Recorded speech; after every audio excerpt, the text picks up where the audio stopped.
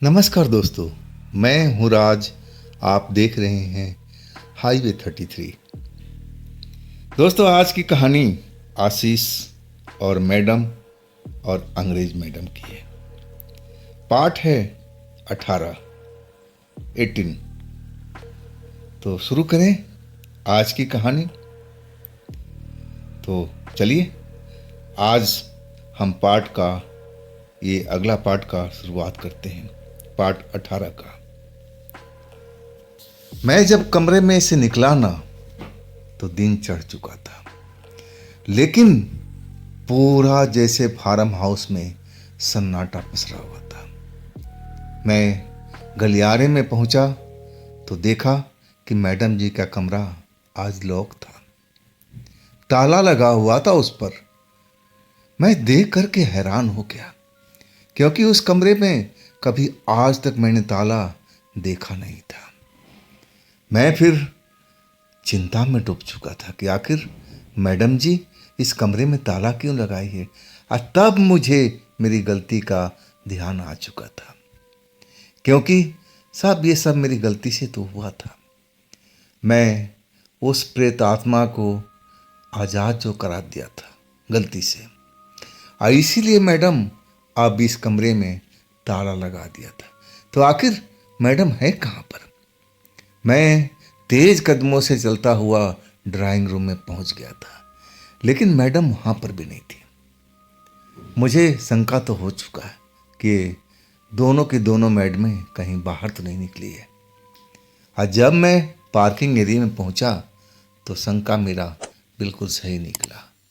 Car थी ही नहीं, मतलब दोनों का दोनों मैडम जा चुकी थी। अंग्रेज मैडम भी और मेरी मैडम भी जरूर अपने किसी काम के चक्कर में गई होंगी।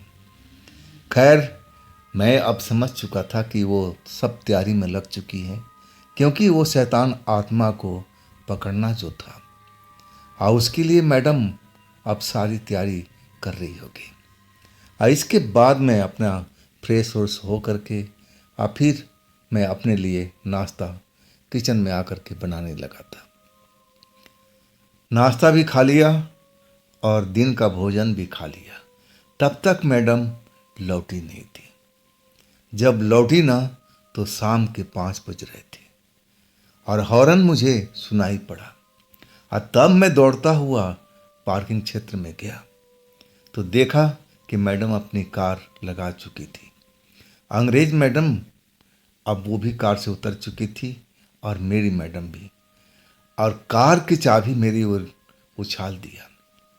मैडम ने कहा कि आशीष, डिक्की में कुछ सामान है और सावधानी से उठा करके ले आओ अंदर। मैं वैसे ही किया। जब डिक्की खोला ना, तो उसमें कई मुझे पैकेट से मिले, और मैं सबको उठा करके सही सलामत अब ड्राइंग रूम में रख दिया था।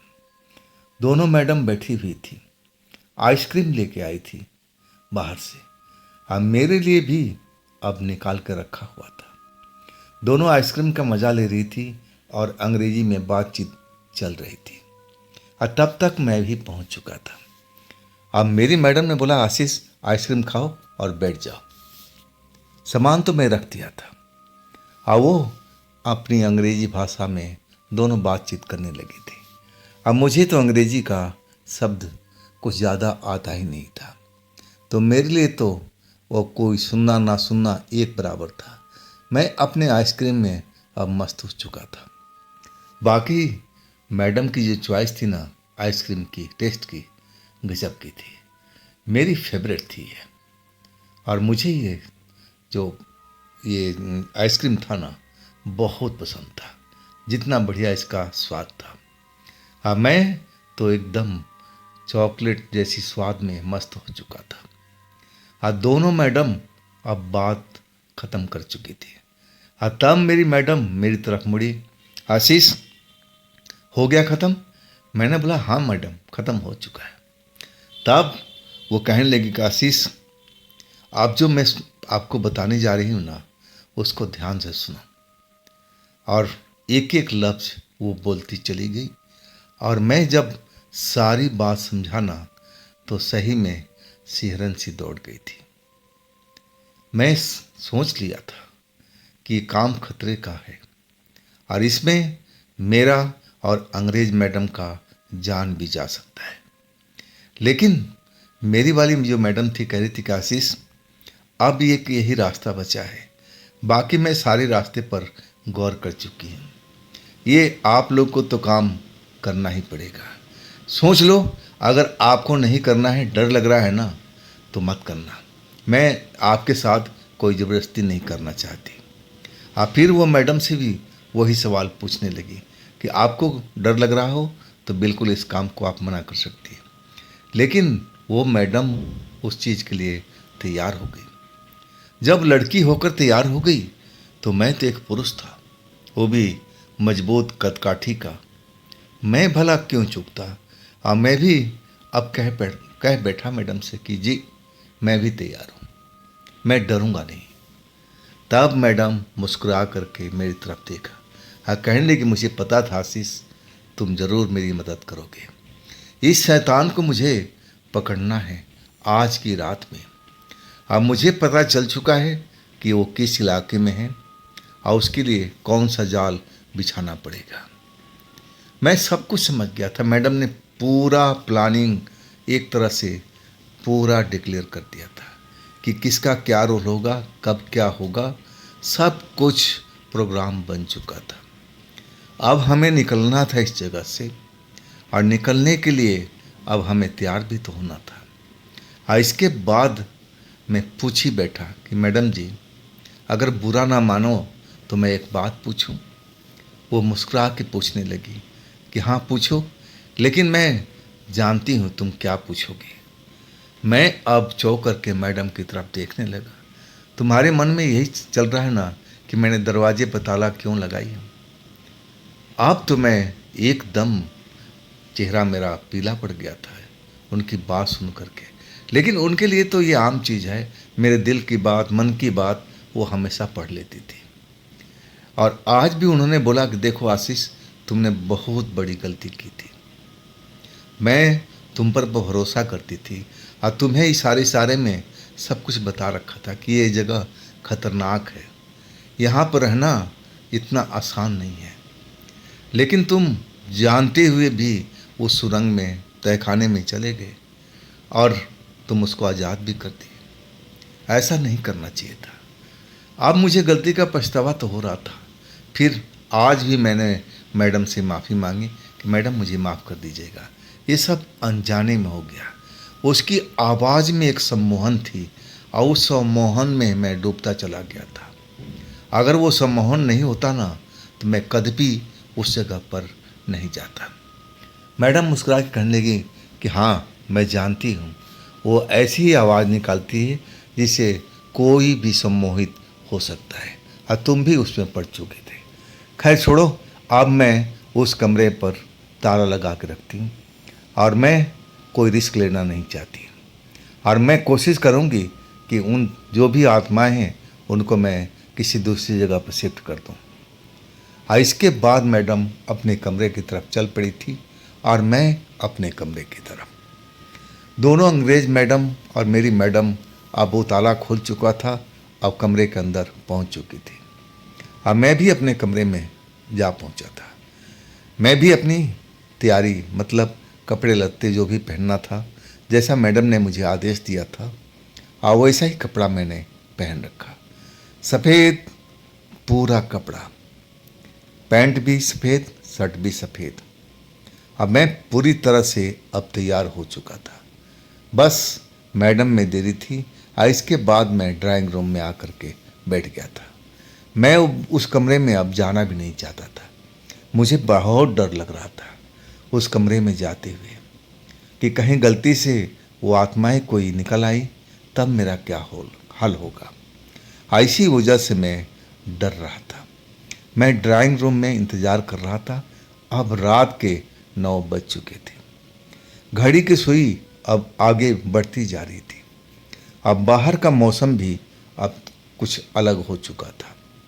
मौसम जैसे बारिश का हो, ठंडी ठंडी हवा ऐसे मुझे महसूस होने लगी थी। और ऐसे में ये काम करना थोड़ा और रिस्की हो जाता है। अब मैं सोच रहा था कि मैडम जल्दी आए और फिर हम लोग इस काम को संपन्न करें। इसके बाद आधे घंटे के बाद दोनों मैडम तैयार होकर निकली।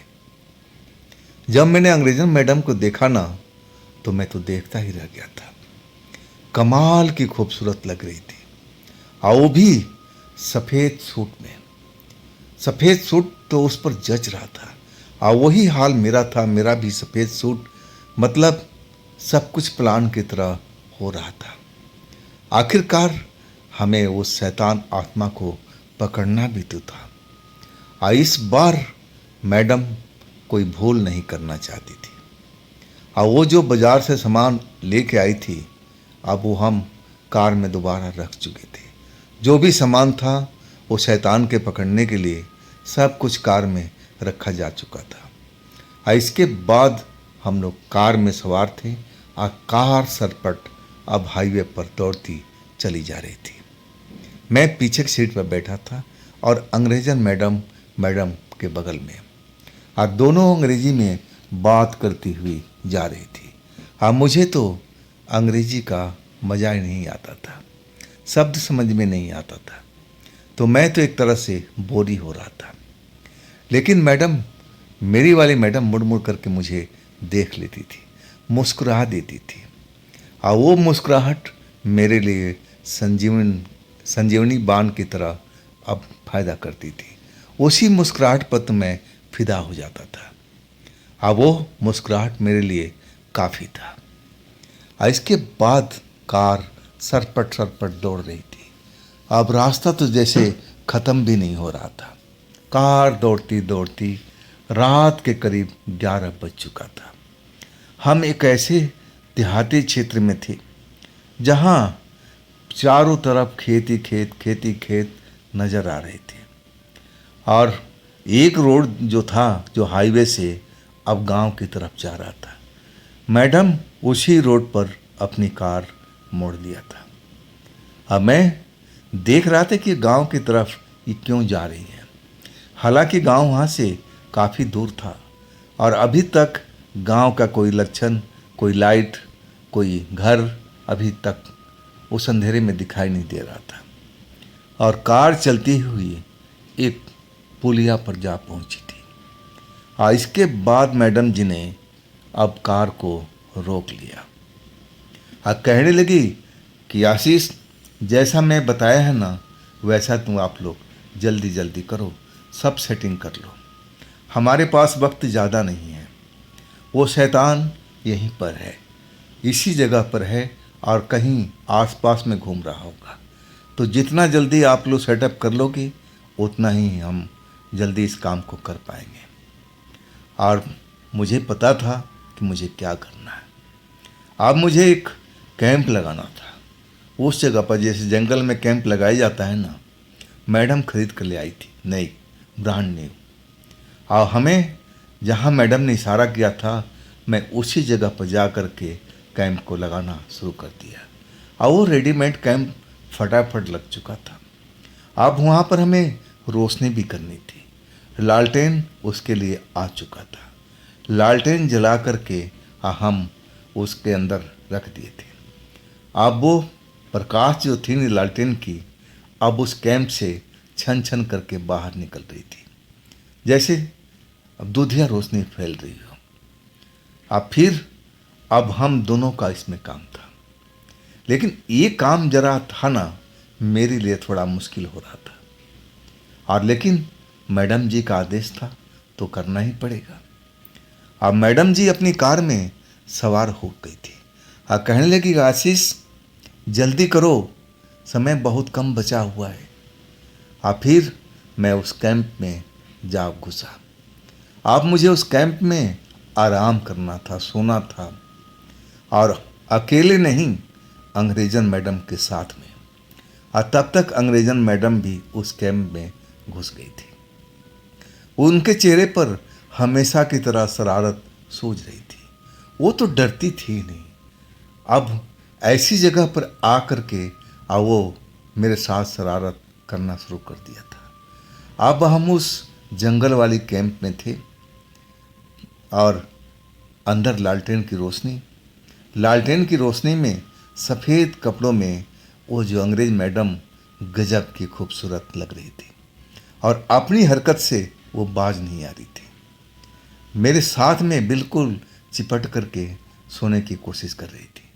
अब मैंने कहा, मैडम ये जो हम कर रहे हैं ना, मैडम के आदेश पर कर रहे हैं। हम एक पति पत्नी की तरह हैं, लेकिन दिखावे की तरह। आप थोड़ा सा मेहरबानी करके अलग हट जाइए ना, मेरे को असुविधा हो रही है, कहीं सारा काम खराब ना हो जाए। लेकिन अंग्रेज मैडम हिंदी तो जानती थी और कहने लगी कि आशीष, मैं जानती हूँ तुम्हें, तुम बहुत प्यारे हो। और देखो, मैं तुम्हें कोई ऐसी बात करने के लिए नहीं कह रही हूँ। जैसा मैडम ने कहा था वैसे ही हम पत्नी पत्नी के रोल कर रहे हैं। और एकांत जगह में पति पत्नी क्या करते हैं तुम्हें मालूम नहीं है। जैसा मैडम ने कहा वैसा तो मैं कर रही हूँ। मैं तुम्हें पकड़ कर सोने की कोशिश कर रही हूँ ताकि जो हमारा काम हो ये सफल हो जाए। अब मैं समझ गया था कि मैडम इस वक्त का पूरा फ़ायदा उठाने की कोशिश में है। अब मैडम अपनी कार में बैठ कर के अब दूर कहीं पर जा कर के खड़ी कर दिया होगा ताकि उस आत्मा को, खूंखार आत्मा को पकड़ सके। और हम लोग एक तरह से पति पत्नी का रोल अब किए जा रहे थे। अब बार बार मेरी तरफ अपना एकदम हाथ ऐसे चिपटा करके सो जाती थी कि मुझे थोड़ा सा तकलीफ़ होता था। मैं थोड़ा घबरा जाता था कि मैडम को कहीं पता चल गया तब क्या होगा। मुझे इसी बात का फिक्र थी। लेकिन अंग्रेज मैडम कह रही थी कि घबराओ मत आशीष, मैडम ने हमें दोनों को छोड़ दिया है और हम पत्नी पत्नी की तरह बिहेवियर करेंगे। और तब उस शैतान आत्मा को अब ये ना लगेगा कि हम लोग कोई ड्रामा कर रहे हैं और तभी हमारे पास में आएगा।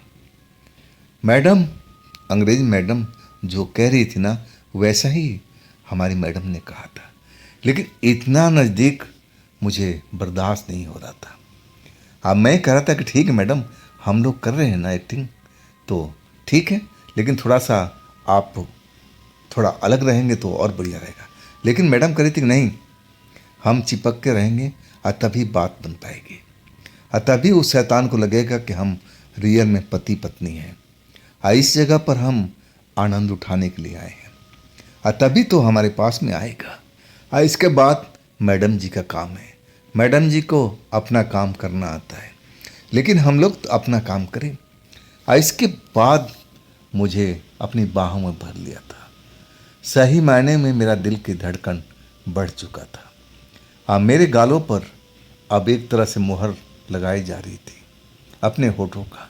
और मैं बहुत डरा हुआ था। मुझे लग रहा था कि जो कर रही है ना ये उस नाटक में शामिल नहीं था, ये कुछ अलग ही एक्स्ट्रा कर रही है।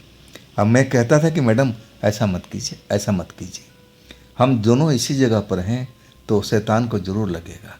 लेकिन बार बार कहती थी कि नहीं, हमें रियल की तरह रहना है, जैसे उसको ज़रा भी डाउट ना हो। और उसके बाद तो अब मैडम को खुली छूट मिल चुकी थी, मेरे बदन से एकदम लिपट चुकी थी। अब मैं यही सोच रहा था कि अगर इस बात को मैडम जी को पता चलेगा ना तो ना जाने क्या करेगी मेरे साथ में। अब मैं घबराया हुआ यही सब सोच रहा था।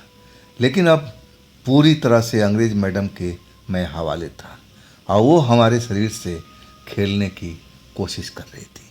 अब मैं एकदम शांत, अपने आप को शांत करने का भरपूर कोशिश कर रहा था। लेकिन मैं भी इंसान था, मेरे दिल में दिल धड़कता था, मेरे खून भी गर्म होता था, लेकिन मैं अपने आप को कंट्रोल करके रखा हुआ था। और फिर जिसकी आशंका थी ना वही बात होने लगी। मौसम खराब होने लगा था। अब लग रहा था कि आंधी तूफान आएगा या फिर बारिश आएगी, क्योंकि बाहर तेज तेज हवा चलने लगी थी और आंधी जैसी आवाज़ सुनाई पड़ने लगी। लेकिन एक कमाल की बात थी कि ये हवा जो चल रही थी, हमारे कैंप के पास बिल्कुल नहीं आ रही थी। और तब मुझे थोड़ा डाउट हो गया कि कहीं ये प्रेत लीला तो नहीं है। ये प्रेत लीला ही हो सकता है, क्योंकि इतना तेज तेज हवा की आवाज़ आ रही है और हमारे कैंप में जरा भी हवा नहीं आ रहा है, तो ज़रूर ये उसी का काम होगा। और मैं अब अंग्रेज मैडम को सचेत कर दिया कि आप सावधान हो जाइए, वो आने का अब सिग्नल मुझे मिल रहा है। अंग्रेज मैडम बाहर चौंक के देखने लगी और कहने लगी कि हाँ, मुझे भी लग रहा है, अब हम लोग को सचेत रहना पड़ेगा। और इसके बाद जोर से मेरे से चिपट गई थी और तभी बिजली कड़कने लगी और रोशनी भी एक चमकदार मुझे दिखाई दी कैंप के बाहर में। और उस रोशनी में मैं एक काले जैसा परछाई देखा, लंबा सा परछाई, कम से कम 8-9 फीट का तो जरूर होगा और सर बहुत बड़ा था। वो हमारी कैंप की तरह आ रहा था और जैसे ही मैंने बिजली की रोशनी में उस परछाई को देखा ना, तो मुझे समझ में आ चुका था कि हो ना हो ये वही शक्ति है जिसको मैडम पकड़ना चाहती है, उसको सजा देना चाहती है, क्योंकि इसी शक्ति ने अब मैडम जी के माँ बाप को अब कार को एक्सीडेंट कराया था और इसी की वजह से उनकी मौत हुई थी। मैडम जी अनाथ हो गई थी और इसका वो बदला लेना चाहती थी। अब इसके बाद मेरे पूरे शरीर में सिहरन होने लगा था और मैं मैडम अंग्रेज मैडम को मैंने फुसफुसा के बोला कि बस वो देखिए आ चुका है। अब सही मायने में मैं खौफ में आ चुका था। मेरी दिल की धड़कन जो थी ना, बार बार बढ़ती जा रही थी। लेकिन अंग्रेज मैडम अब उसमें भूत में मुझे नहीं लग रहा था कि वो भूत से, वो शैतान से डर रही हैं। वो तो मेरे शरीर से अभी भी खेलने की कोशिश कर रही थी, जैसे उसको भूत से कोई डर ही ना हो। अब मैं खौफ में था कि अचानक वो हम पर हमला कर देगा।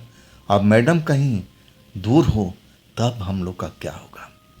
लेकिन अब बिल्कुल वो करीब आ चुका था। मैं देख रहा था अब उसकी आवाज़ भी कदमों की आ रही थी और जैसे चल रहा था ना, जैसे कोई भारी बोझ हो। जब भी चलता ना तो आवाज़ मुझे सुनाई देती थी और वही हुआ।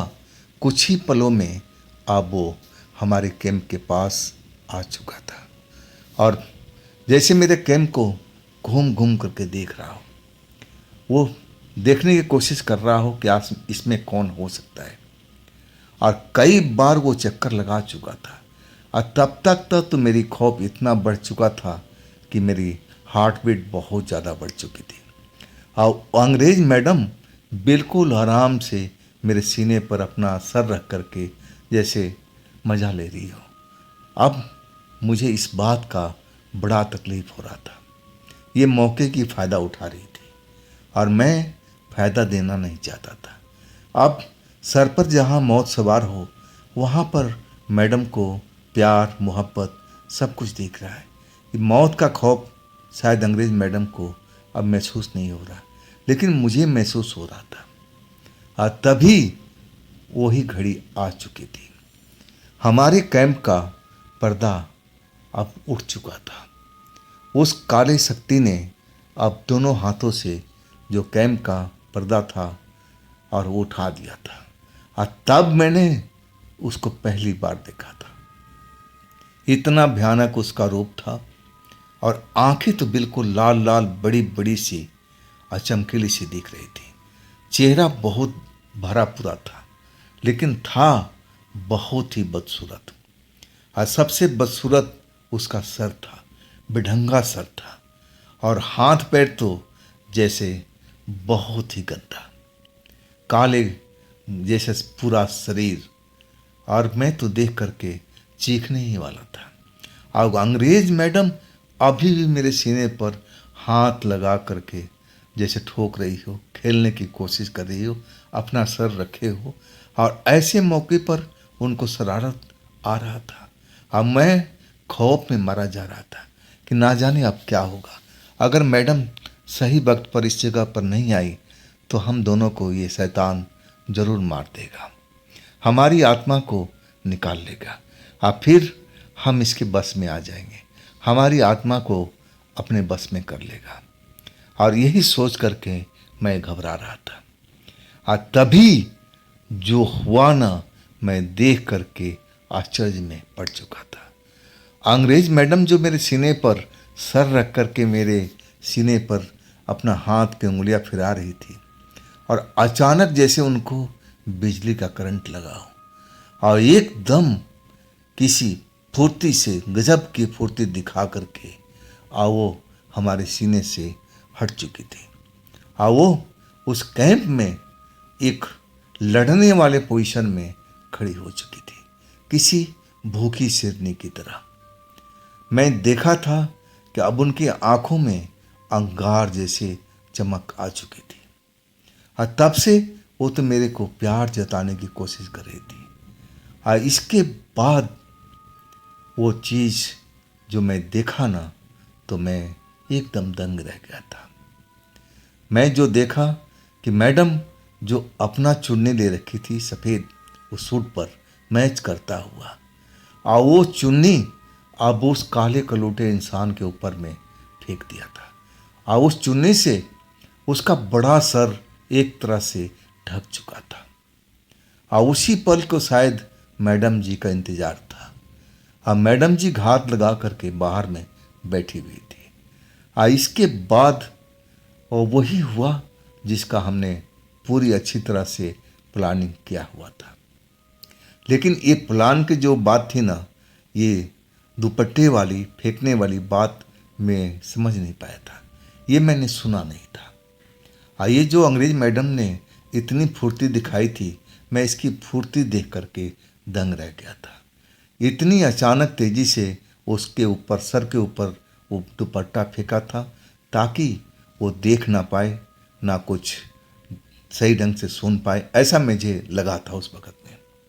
आज सही में जैसे ही सफ़ेद चुन्नी उसके सर पर पड़ी ना, तो ऐसा लगा कि उस चुन्नी में बंध चुका है। बड़ा ही भयानक भयानक आवाज़ निकालने लगा और आवाज़ ऐसा था कि हमारी रूह कांप जाए। सही मायने में इतनी भयानक आवाज़ हमने तो सुनी नहीं थी। आज जैसे इसी आवाज़ को तो मैडम जी को अब इंतज़ार था।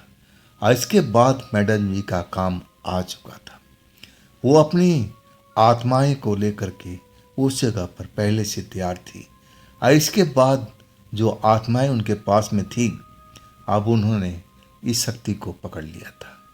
अब फिर ये रोता रह गया, चिल्लाता रह गया कि मुझे आज़ाद कर दो, मुझे आज़ाद कर दो, नहीं तो मैं तुम्हें मार डालूंगा, सबको ख़त्म कर दूंगा। लेकिन मैडम जी गुस्से में थी, कहने लगे कितने लोगों को ख़त्म करेगा, तेरी तो ये आदत हो चुकी है। लेकिन अब नहीं, अब जिंदगी भर हमारी जेल में सड़ेगा तो कभी भी उस जेल से आज़ाद नहीं हो पाएगा। तेरा जो ये कर्म है, तुझे इसी लायक मैं तेरी सज़ा दूंगी। कभी भी तू हमारी कैद से बाहर निकल नहीं पाएगा, तू भीख मांगता रहेगा बाहर निकलने के लिए। लेकिन मैं तुझे भीख नहीं देने वाली, तूने मेरी माँ बाप को मारा था। और इसके बाद मैडम की आंखों में आंसू आ चुका था। गुस्से का वो रूप और आंखों में आंसू देख करके मेरा भी दिल दहल चुका था।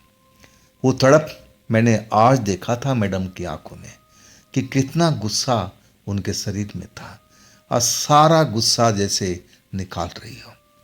और हम दोनों बिल्कुल शांत थे। अब वो आत्माओं ने उसको अपने कब्जे में ले लिया था। और इसके बाद मैडम कहने लगी कि आशीष, अब यहाँ का काम हो चुका है, अब आप कैंप को पैक करो और कार में रखो, हम लोग अब चलेंगे किसी जगह पर। मैं समझा कि शायद वो आपसे चलेंगे। अब इसको तो जेल अब वही बेसमेंट के अंदर में बना रखी है, उसी कहीं किसी कमरे में डाल देंगे, मैं तो यही समझा था।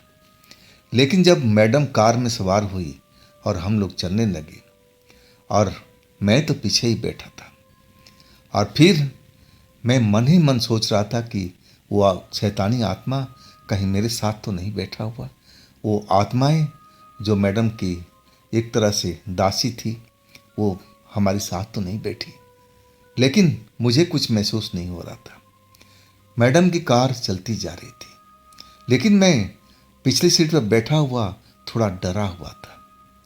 अब मुझे थोड़ा बहुत आइडिया जरूर था कि ये सब जितनी आत्माएं हैं ना, हमारी पिछली सीट पर भी बैठी हुई है और वो शैतान हमारे साथ ही है, लेकिन अभी कोई दिखाई नहीं दे रहा है। अब मैडम कार को स्पीड में चलाती जा रही थी और कम से कम 2 घंटे के सफ़र के बाद हम एक जैसे जंगल वाले क्षेत्र में पहुंच चुके थे, जहां पर मुझे जंगल ही जंगल अब जैसा दिखाई दे रहा था और कुछ पहाड़ी क्षेत्र भी था।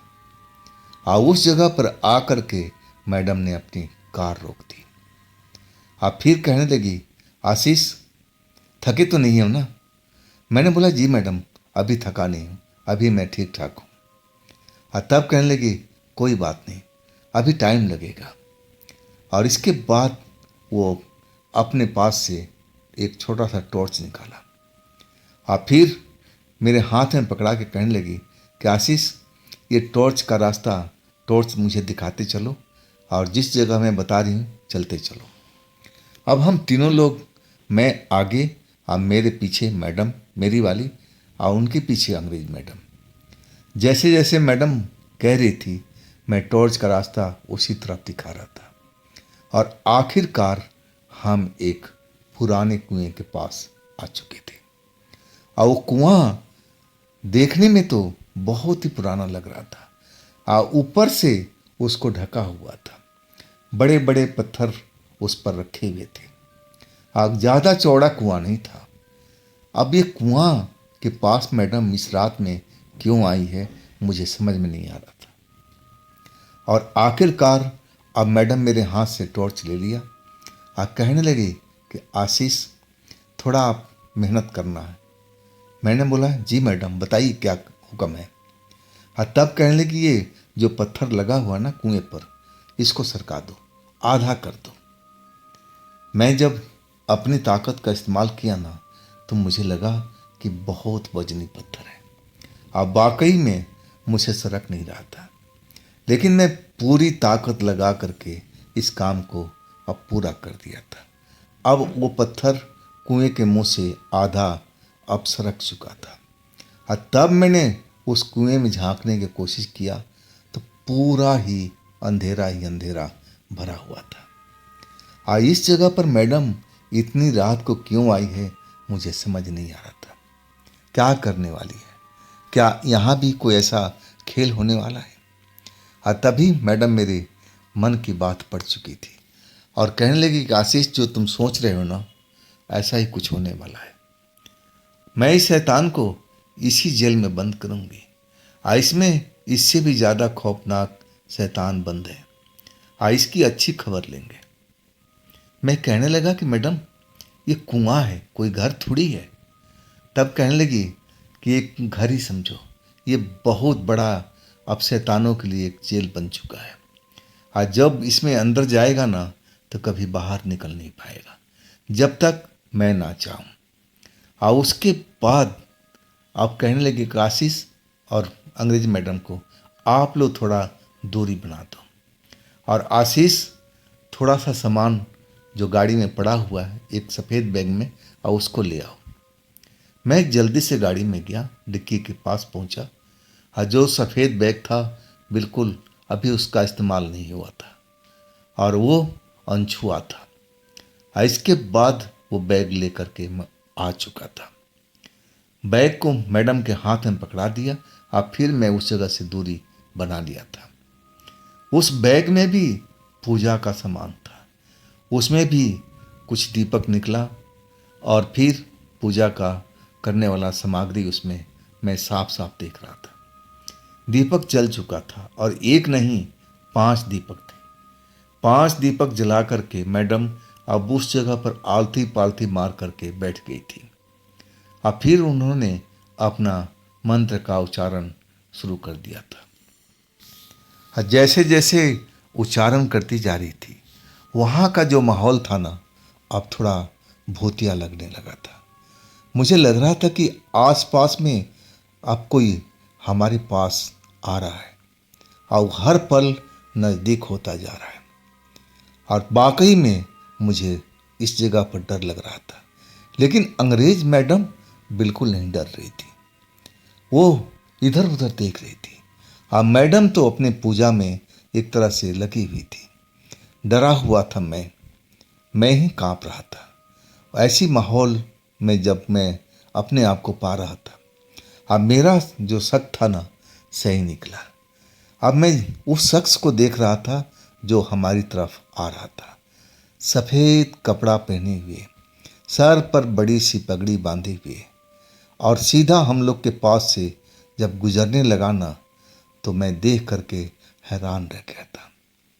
वो भी एक पहलवान सरीखा दिख रहा था। सर भी उसका जो सफ़ेद पगड़ी से अब बंधा हुआ था। मैं उसकी आंखें देखने की कोशिश कर रहा था, लेकिन मुझे अब आंखों की जगह गड्ढे से दिखाई दे रहे थे। आंख उसके अंदर घुसी हुई लग रही थी। और वो हम लोग को पार करता हुआ मैडम के पास पहुंच गया था। और जैसे ही पहुंचा ना, मैडम जी को जानकारी हो चुकी थी। और वो अब उससे बात करने लगे।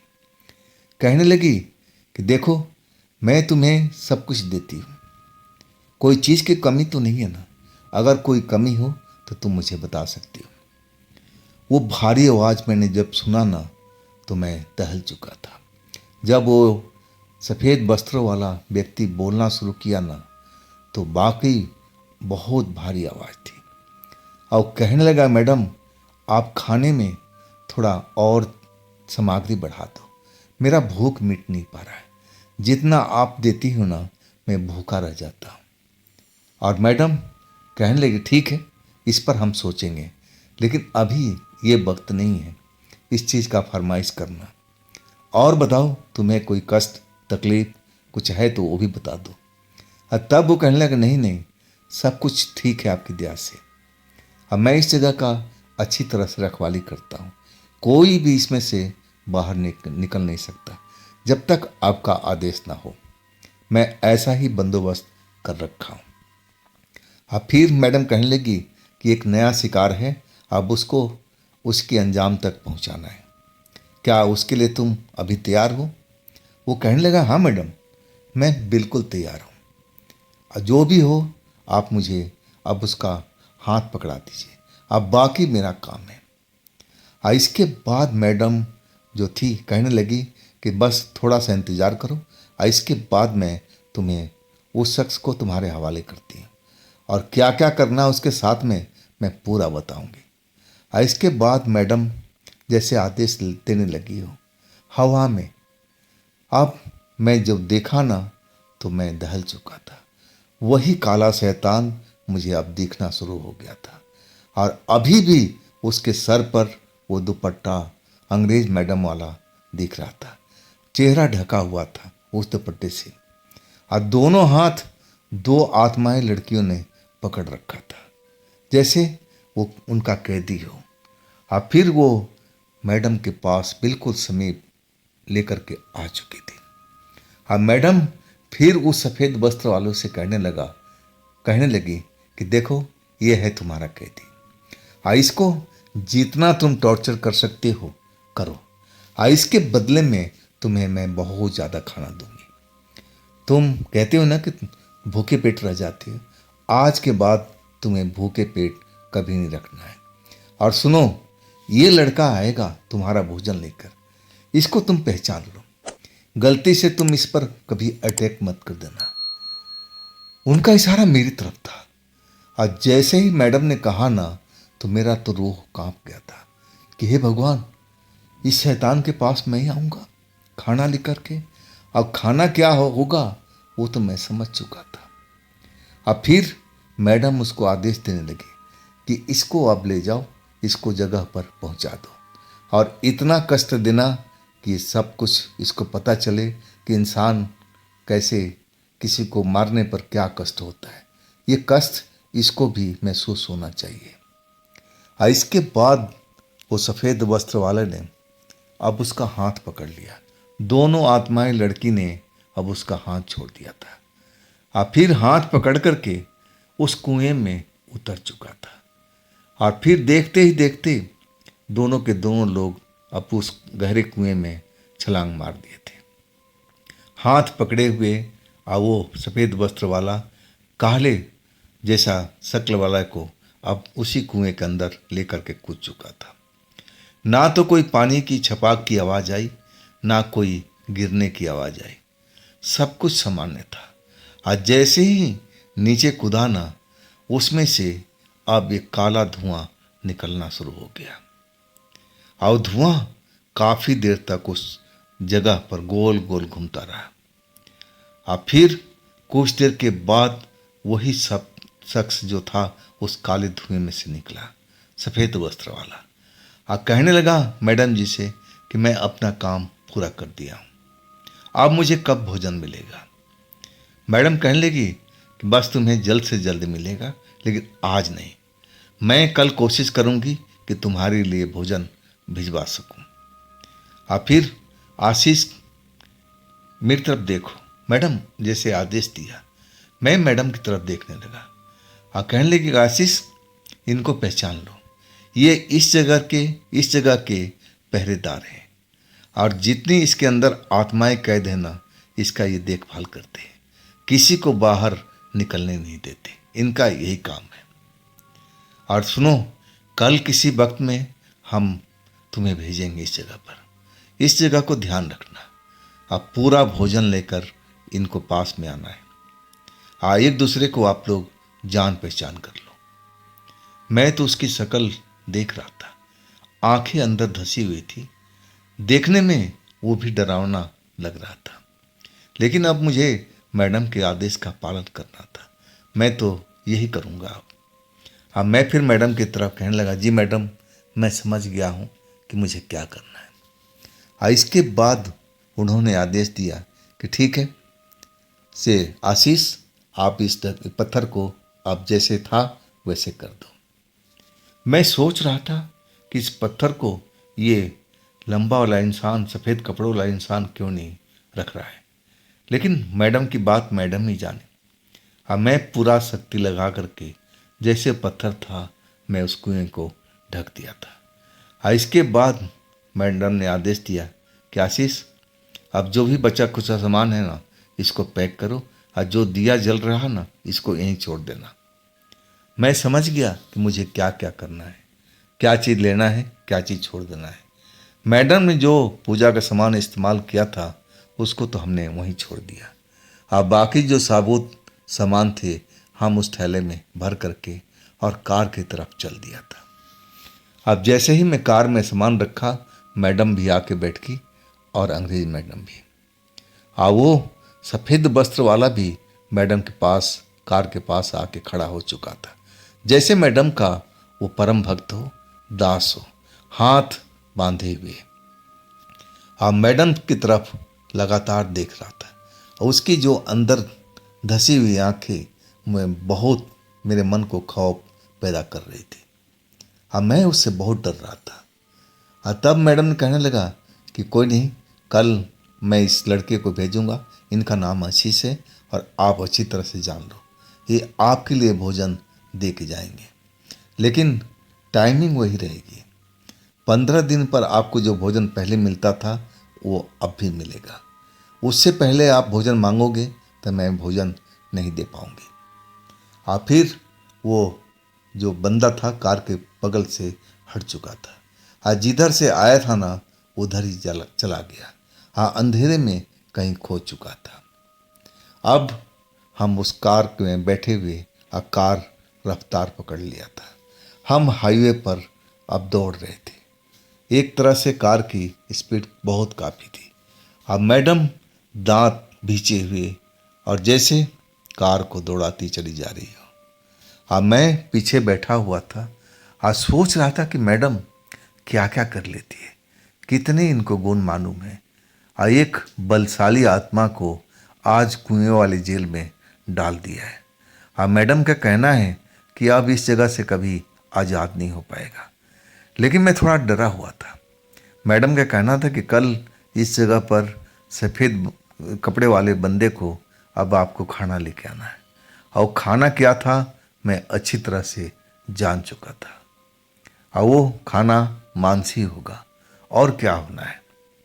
और इसके बाद हमारी कार दौड़ती जा रही थी और एक ढाबे पर जाकर के मैडम ने कार रोका और कहने लगी कि आप लोग उतरो, थोड़ा चाय नाश्ता कर लेते हैं, फ्रेश हो जाते हैं और इसके बाद हम फार्म हाउस चलेंगे।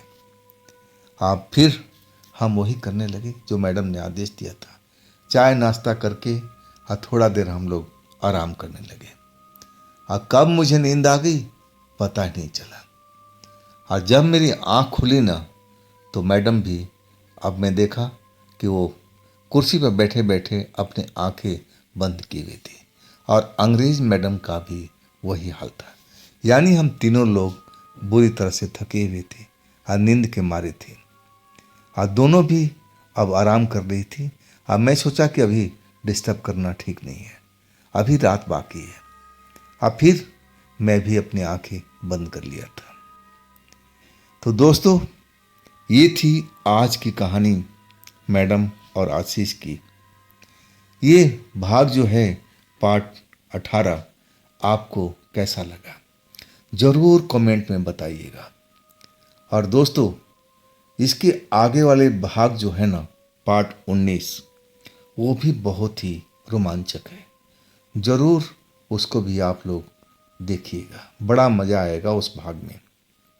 और ये भाग भी आपको कैसा लगा कमेंट में ज़रूर बताइएगा। और दोस्तों, ये भी चैनल आप ही का है तो इसको भी अपना प्यार दीजिए, लाइक कीजिए, सब्सक्राइब कीजिए, शेयर कीजिए। और फिर हम मिलते हैं एक अगली कहानी में।